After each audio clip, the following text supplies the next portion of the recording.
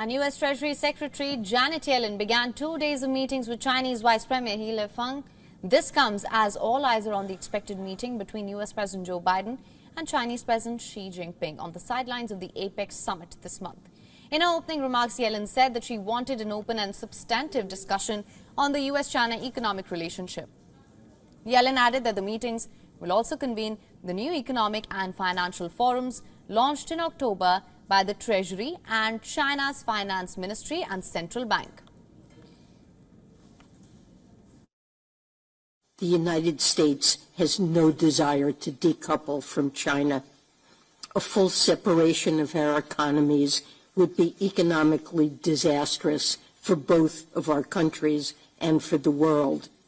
We seek a healthy economic relationship with China that benefits both countries over time. Meanwhile, He Lifeng lauded progress made by economic and financial working group set up shortly after Yellen's visit to Beijing in July. Yellen first met with He in July when she visited Beijing in attempts to stabilize a deteriorating U.S.-China relationship. 对今天的会晤呢，我希望在我们北京会谈的良好基础上，能够进一步深入讨论全球以及中美两国经济、金融领域相关的议题，就中方经济领域的重点关切和您进行交流，为两国企业创造更好的投资和营商环境，以更有力的、更有效的共识和举措，推动中美经贸关系务实的向前发展。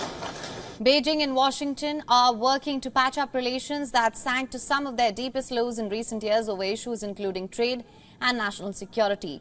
China has been facing increased U.S. pressure to contain it globally across a range of sectors, and this includes U.S. restrictions on high-tech chips which Washington fears Beijing will put to military use.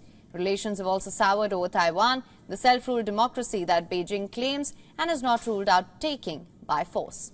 Speaking of Taiwan, Beijing's envoy to Washington recently stated that the United States must match its words with concrete actions and stop playing with fire over Taiwan if it wants to clear hurdles towards a much-awaited leaders' summit next week. Meanwhile, China has not yet confirmed Xi's attendance at the California summit, but U.S. officials have said that they're optimistic. WION is now available in your country. Download the app now. Get all the news on the move.